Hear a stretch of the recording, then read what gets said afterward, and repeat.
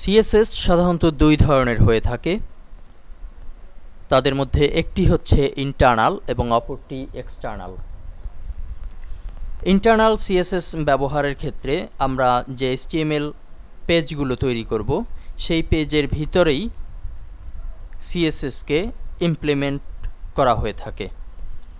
এবং আরেকটি সিস্টেম হচ্ছে যেটি টেমপ্লেট তৈরির ক্ষেত্রে ব্যবহৃত হয়ে থাকে, সেটি হচ্ছে এক্সটার্নাল সিএসএস ফাইল। এবং সেই সিএসএস ফাইলকে সেভ করার সময় অবশ্যই আমরা লিখে দিব, ফাইলের নাম লিখে .css এই কথাটি শেষে লিখে দিলেই সেই ফাইলটি সিএসএস ফাইলে রূপান্তরিত হয়ে যাবে। মনে রাখতে হবে নামের পরে .css। আমরা সিএসএস ফাইল তৈরির জন্য একইভাবে file new HTML basic page HTML নিতে পারি, কিংবা এখান থেকে সিএসএস এই পেজটিও চুজ করতে পারি।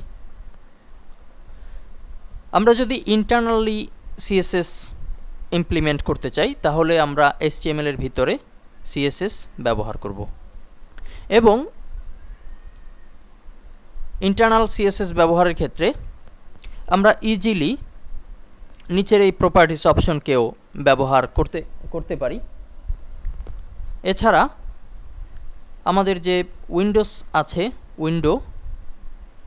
ড্রিমওয়েভারে উইন্ডো অপশন থেকে সিএসএস স্টাইলস এই অপশনে ক্লিক করলেও আমরা ডান পাশে সিএসএস নামের একটি জায়গা দেখতে পাবো। সেখান থেকে কারেন্ট সিএসএস স্টাইল কারেন্ট এই অপশনটি ব্যবহারের মাধ্যমে সিএসএসকে ইন্টারনালি ব্যবহার করব। যাই হোক, ব্যবহার বিধি আমরা পরবর্তীতে দেখব।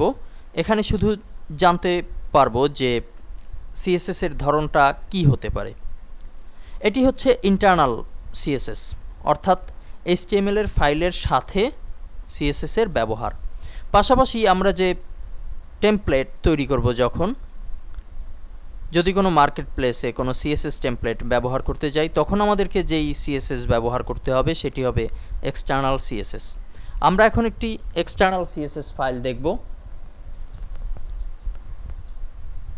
আমরা একটি টেমপ্লেট, অর্থাৎ যেই টেমপ্লেটটি আমরা এই মুহূর্তে দেখতে পাচ্ছি সেই টেমপ্লেটটির ফোল্ডারে যদি আমরা যাই আমরা দেখতে পাচ্ছি যে ইন্ডেক্স আছে, পাশাপাশি template mo_style cascading style sheet document এই নামে একটি ফাইল কিন্তু এখানে রয়েছে। এই ফাইলটি হচ্ছে এক্সটার্নাল একটি ফাইল এবং এই ফাইলটিকেই কিন্তু সেভ করার সময় নামের পরে .css শব্দটি যুক্ত করে সেভ করা হয়েছিল। ধন্যবাদ।